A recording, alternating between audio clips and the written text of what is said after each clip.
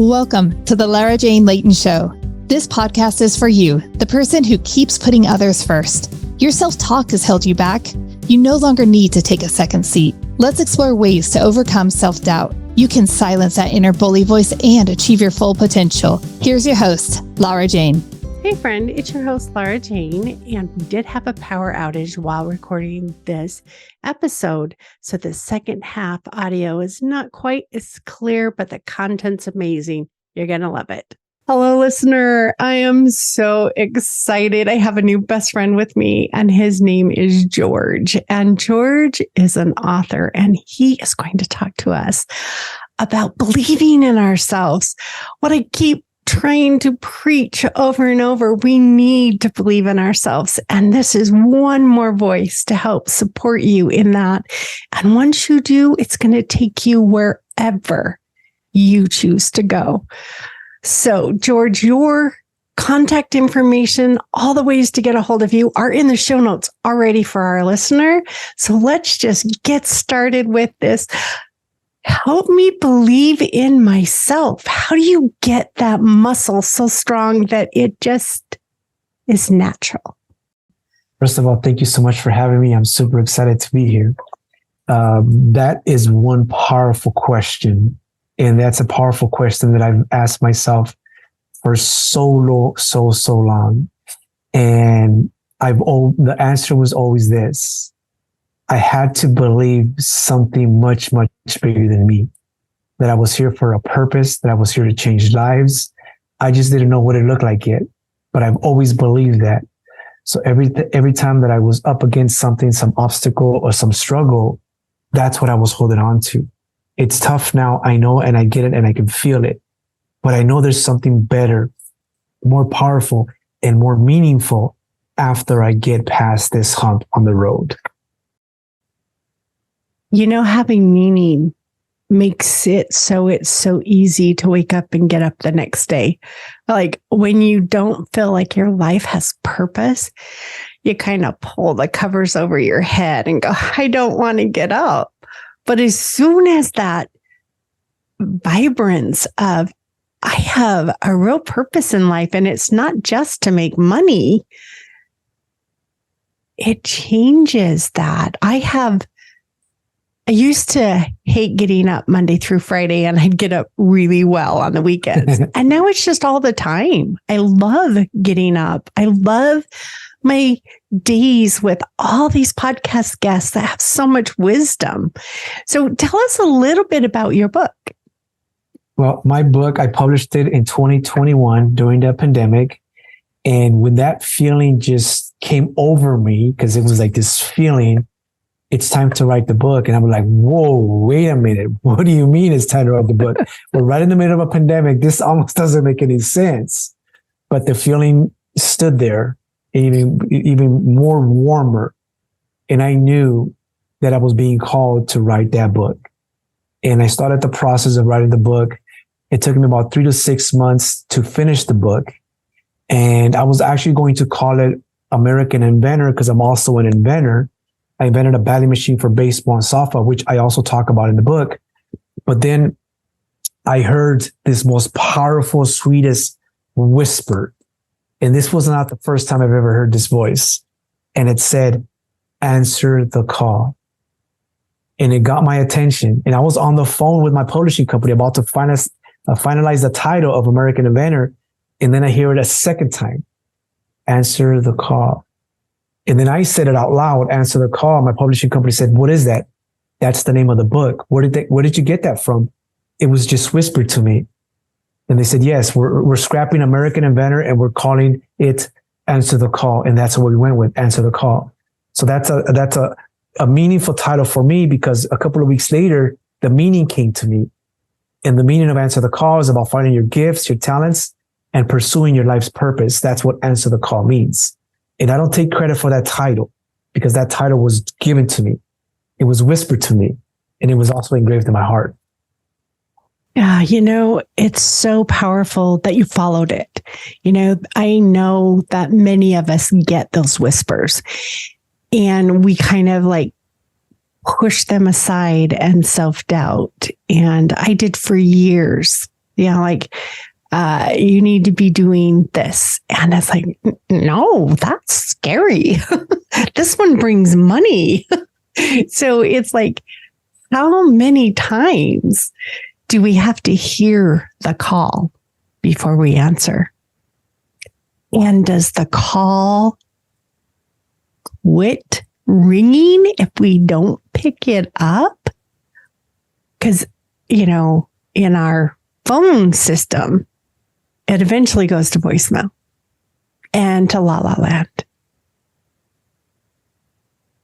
How do we answer the call? How do we know we haven't missed that opportunity already? Because I know we've all ignored it. Is it ever too late? Well, I wish the answer was simple. And it's going to be different for many people. There are people that are being called to do something so great that you will be continually seeing it in some way, shape, or form, hearing it, seeing it. Someone's going to tell you, you might hear a podcast, you might see a video, you might see a movie, and it will be in your face. But if you're not ready to answer the call, you're going to discard it and not listen to it. Oh no, I'm just a little guy. I'm just this person. Oh, I'm just this person. I have no education. Oh, I'm not prepared for that. And we're going to discard it. But what we do have to understand is that a purpose that is given to one is because there's two reasons. One, you're going to be prepared along the way to fit in those shoes. Two, it's not looking for somebody that's perfect. It's looking for somebody that would be willing, that has a pure heart, that has pure intentions, that know that purpose, it would be in good hands, that gift, that talent would be in good hands, that they would be willing to share with the community, with the world, with our people, with God's people or whoever you believe in. And I think that's important. Now, there is instances that I do believe that we are giving gifts and talents. And if you don't value them and appreciate them, they will be taken from you and they will be given to somebody that would be more worthy of it. So we have to be careful. We have to be understanding that life is going to give us, our Creator is going to give us something. And hopefully we are ready and prepared to receive it and at least have a good heart with pure intentions, that we're at least given the opportunity to prove ourselves in those scenarios. So I know that's somewhat of an answer to the question. I hope that made sense to some people. So George, you're just talking about how if we don't use our gifts, that they could be taken away from us. And there's some source, there's some power out there, no matter which one you believe in, that is here for the better good of all people. And when we answer the call, there's a purpose, a greater purpose than you or I. It's for the collective. So how do you feel like your book supports answering the call and being there for our purpose or your purpose? When I wrote the book, I felt like I was giving access to. I wrote it in 2021, so I was 2 years. So I was 48. Well, I turned 48. So I was giving access from my 48 years all the way back to connect the dots of my childhood through the book. And that is when I really understood that my life purpose was to be carried through the journey, to have the stories, have the struggles, have everything that I've encountered, to be able and have the ability to write the book. And the book was telling me that I'm being called to motivate and inspire the next generation and anyone that seems to be struggling through some kind of a tragedy, tough circumstances, loss of job, loss of loved ones, because these are things that I talk about in my book about losing things, and how my faith and believing that I was here for something much bigger than just me was really what allowed me to continue on the journey forward. But that book, it almost like it triggered something within my soul that told me, this is it here. This is what you're supposed to utilize in your purpose to motivate and inspire everyone you're able to reach with this book. So that's when I found out that that was my life's purpose. This is my life's purpose. This is why I do so many interviews and so many podcasts and go on so many stages speaking at college universities, because I'm meant to motivate and inspire the next generation with this message of answer the call. So they too can uncover their gifts, their talents, and they also can pursue their life's purpose. I think a lot of us, and I'm going to use the word worthy, even though that might not be the right word, but we don't feel worthy of being a voice or a beacon for others because we know ourselves every second of every day and night, and they're not perfect. And what you see of other people are the shiny moments, the sunshiny days, the days that are beautiful, the things we want to share. So how do we look at our supposedly or humanoid imperfections and find the confidence to share your voice? Because I think a lot of us hide our voice. I think I'm not someone that hasn't encountered that, because I've also encountered that. I thought I was making things up in my mind. I thought I wasn't special. I thought I was the whole imposter syndrome, right? Why would I have been chosen? Why do I feel that I would have a gift? But that anything that's negative doesn't belong within ourselves. Only what's positive. So I started to discard all the negative talk, all the negativity that was flowing in, and only focus on the beautiful parts, the parts that made me full, happy, and felt worthy of, because we are worthy of it. That's why we were chosen with those gifts and talents and that purpose, because we are worthy.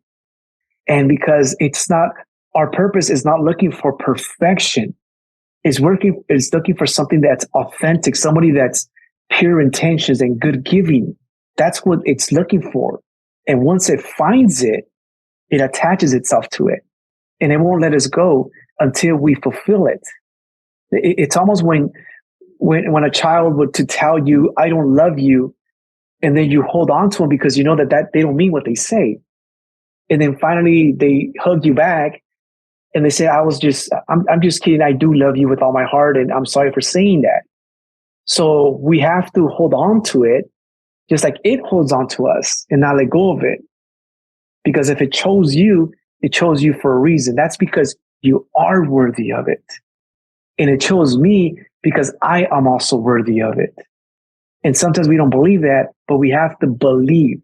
We have to believe. I love that. And, I liked the way that you talked about, the imperfections and the perfections. And in my brain, I just kind of think they're all just part of the path. I'm going down this path and there's a tree and there's a goat and there's a snake and there's all sorts of things on this path. Doesn't mean it's the wrong path. But it's the one I was chose to lead. And you talked, or at least walk, you talked about some of the pain, the loss, the sorrow that you were able to use in your book. And would you be that person? Some of us go, I had such a hard upbringing. My mother was hard on me, but it's sometimes those most difficult pain points that give us the strength to be the you're supposed to be. That's 100% true. There is no way that we can become someone when we're not pressured into becoming that person, forged, molded into all these words that I'm saying, there's some pain involved. Similar to a diamond, the pressure to become a diamond, and other things that we've heard, that it takes pressure to become these beautiful items and these beautiful creatures. So for us, it's no different. We're going to have to go through some things, because that way, when we do get to the point where when we're supposed to get, there's also going to be appreciation for what we have. There's going to be some empathy for where we're at when we meet the people that we're meant to reach also. Because I can't tell someone it's going to be okay if I've never gone through anything and survived it. How can I tell somebody it's going to be okay when I don't even know that to be true? But the fact that I've gone through all this stuff, and I was carried through it, and I was protected through it and strengthened through it, now I know I can tell people it's going to be okay. Because if I was able to go through this, if many people that I know have gone through this, that means you're going to be okay also. Because we're on this together. We're all special in our own way. So you will make it. So it's about giving those words of encouragement, knowingly that you've already gone through that process. You know, I love it, because it is, you don't go to the gym to work out and not lift weights. You go to work out and you lift the weights, or you run the mile, or you do something and it's tough. And that's what builds the strength. Yes. If you never got out of bed, you would not have the strength to walk. It's using those things and experiencing those things that give us the strength. And, you know, it's like you look back on life and you go, oh, that wasn't all that hard. But when you're smacked down in the middle of it, you're wondering, why me? Like, can this be any harder? But then you get through it. And that's the beauty, is that you get through it and you are stronger. And instead of lifting 5 pounds of weight, now you can do 50. And you're still doing the work and becoming stronger. Yeah. If you quit going to the gym because now I can lift 5 pounds, guess what? In a month, you're not going to be lifting 5 pounds. You got to keep doing it. Yeah. And that's what life is. You have to stay in the fight. You have to stay with it, stick with it. Because at the end of when that struggle is completely done, you're going to be standing with your head up high, your chest out, and say, I did that.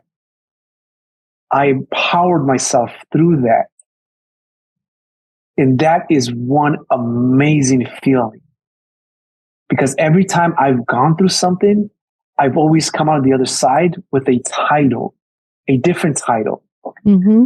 I became an inventor after some pressure with life, right? I became a real estate agent after a work-related injury. I became a published author during the pandemic. Now I'm a public speaker. So tough times made me and positioned me into these 4 things that I'm very heavily passionate about. Had these tough times not happened, I wouldn't have became these individuals. You know, and that takes me back to our whole topic of believing in yourself. And sometimes when we're at the start of this new climb, you're not sure if you can make it. It's another steep mountain. It's another steep thing. And I'm exhausted and I'm tired. But if you just turn around and look at how far you've come and realized, oh, before I hit that crest, I was worn out. Oh, before I hit that one, I was worn out, and realized I've been given the strength to make it up each and every one of these hills and be more accomplished because of them. Had I given up, I'd have to start climbing again. And it would be this huge feat in front of me.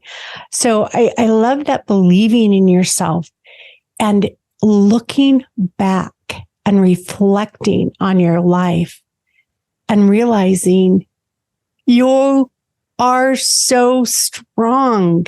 Look at what you've done. Those are the things that are going to help us believe in ourselves for the future. I would challenge everybody that's listening to this to really look back at your life and really see how of amazing individual you've become because you've gone through so much. You know, right now when you were saying that, I was picturing myself going all the way back, and I'm like, oh my God, I've accomplished so much.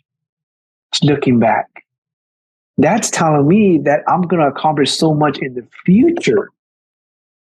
Because now I come with more experience, more knowledge, and more wisdom, which it's only going to make things easier to be able to create more beautiful things and beautiful experiences.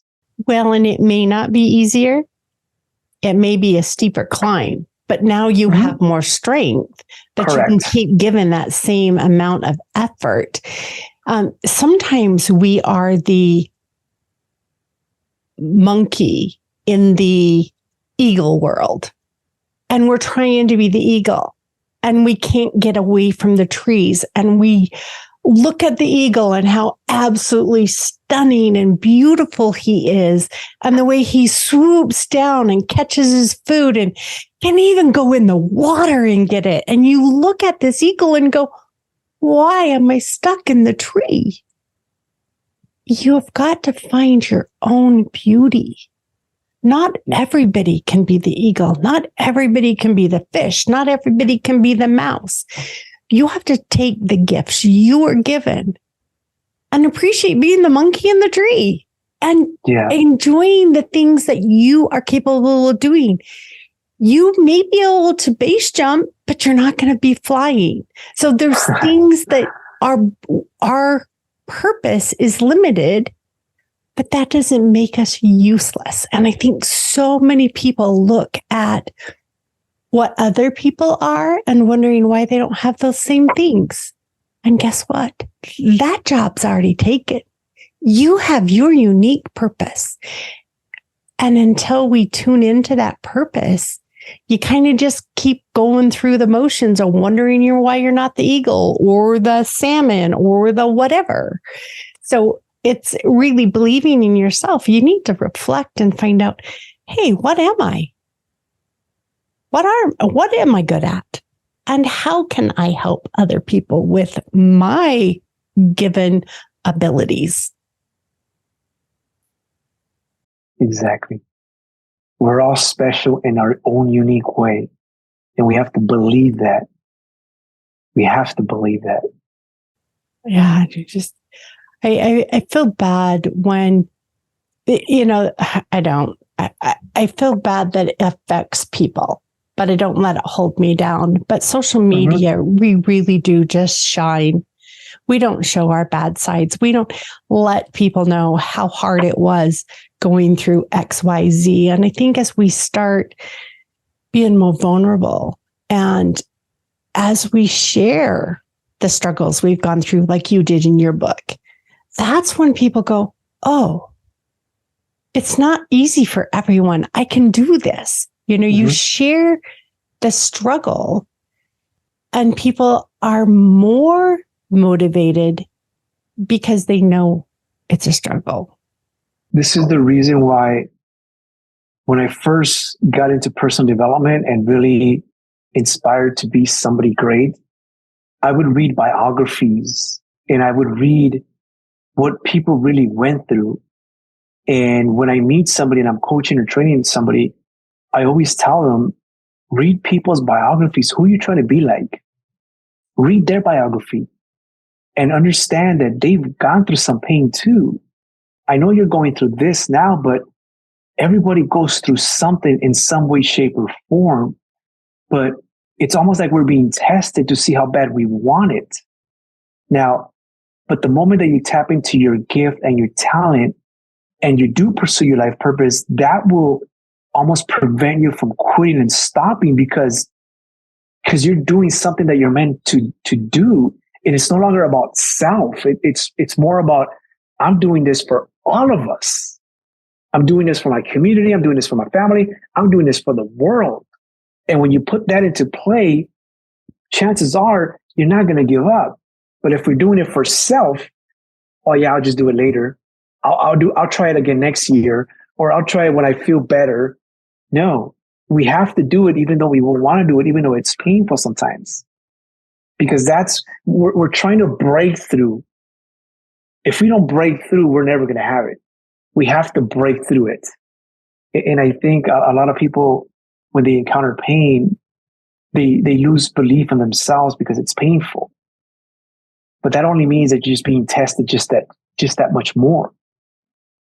So believing in yourself is crucial, as important as the purpose itself.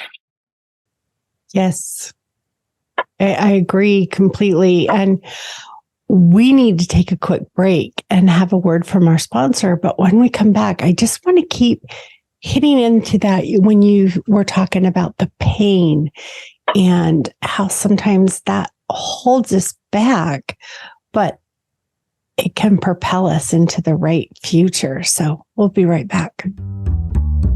This podcast is sponsored by Lara Jane Coaching.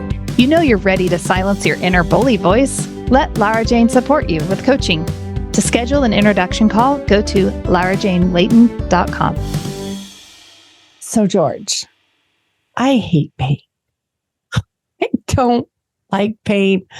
I don't want pain. I'm afraid of pain, but I accept pain as part of my life.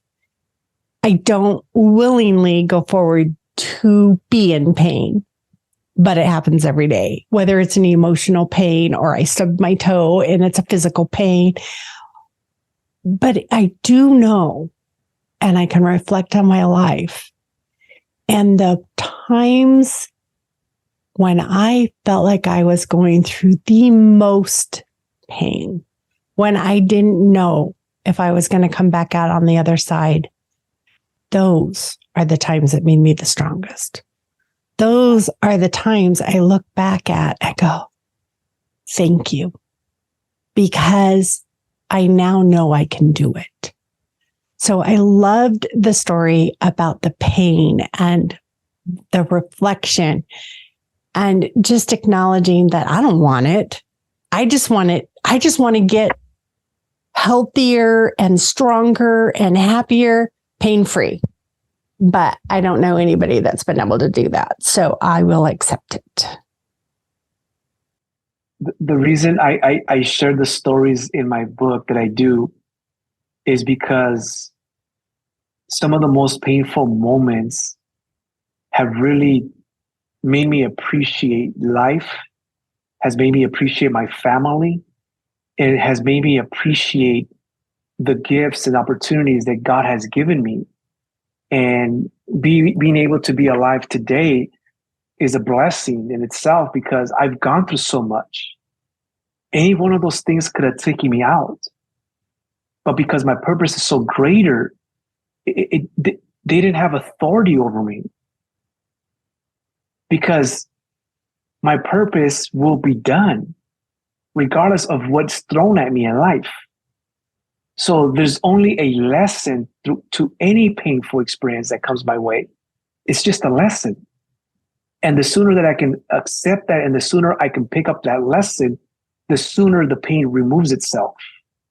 And I can go along my way, continuing living with purpose. And the moment I realized I was able to get my power back, because I'm also a person that I don't like pain. I hate pain. It's the only thing I hate is pain. And in uncomfortable moments, I don't care for them. I don't want them. But they're crucial and they're needed to make me who I was, to maybe who I am today. They were much needed. Even the passing of my grandfather, the passing of my dad, the betrayals, the cancer scares, every painful experience. So people see me, George, I just can't believe that you've gone through so much because you still smile. You still seem like a good individual, a good heart individual, a pure heart individual. How is that even possible? And I asked myself the same question. And I quickly get my answer. Because I am being protected to fulfill my purpose. That's why. And I am not allowed to have a dark heart. My heart has to be pure because I have so much giving to give in my life.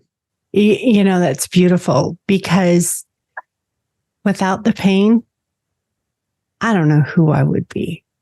I definitely wouldn't be here. And I know that this is where I'm supposed to be. And the guests that come here are all people that have a message. And I can narrow every one of them down to hope. It's not the end. There is more. And you do have the strength to make it through. It may be tough. It may make you grouchy. It may stretch you to the limits. And I think in my life, I will have said 3 different times, I have said I hit rock bottom. Do you think those 3 times were even close to the same rock bottom? No. Because you're now stronger and you can climb harder, and that rock bottom is going to hurt worse and worse every time you hit it. But it's because you have a purpose. Your purpose is a mission of hope that if we just keep going, one more step, how far could you really go if you just did it until you could not take another step? And guess what? The cool thing is when you can't, it's okay to rest, recover, let your body re-heal, and get back up and fight again. We're fighters. And resting is not quitting. It's just resting. And that's another beautiful thing. Once we understand that, it changes everything. It changes the perspective. I'm not quitting. I just need a break, because we all deserve a break. We just don't quit. Yeah, I do this reference all the time, but it's like sharpening the saw in Stephen Covey's book, The 7 Habits. If you don't take the time to recover and to sharpen your wits, you are not going to be the same productive. And so when you take that, when people go, oh, I was lazy all weekend, I go, take that word lazy out. You were recovering, you were recouping, you were feeding your body the needed rest. You are not lazy. We look at society as this go, go, go, go. You're only worthy and worth anything if you're go, go, go, go, go. But if you don't sharpen the saw, you cannot get the tree cut down as fast. So enjoy your rest time and let it work instead of feeling guilty and shamed the whole time. I don't like shame. I don't like shame because we all feel it and there's no reason. Yeah. But exactly what you said, I love that too, because, there was times where I would tell myself, wait a minute, I'm not where I need to be at. Why am I resting? Why am I taking a break? Why am I taking a day off? Because we need it. It's a necessity. And then we proceed when we're ready to go again. If you don't put the gas in the car, it's not going to go. If you don't put the oil in the car, eventually it's going to blow a rod and freeze you. And if you don't do your maintenance checks, it's going to break down. We have got to allow ourselves our maintenance cycles so that we can answer the call. 100%. I love it. George, thank you so much for joining me today. I know we've had internet issues and stuff, but it's been a beautiful experience for me to talk to you, and I really appreciate your time. Listener, George and I are not medical or mental professionals. We are here for entertainment purposes. People that have hit rock bottom and found a way to climb our ways out. And we're here to support you in that. Stay tuned for the next episode. Are you tired of waking up exhausted? You are not alone. If you're looking to take your life back, let's start with the simple step of adjusting your self-talk. Stay tuned for the next episode with your host, Lara Jane. Remember to follow the show so you don't miss a next simple step that you can use to feel more confident. And please leave an honest review.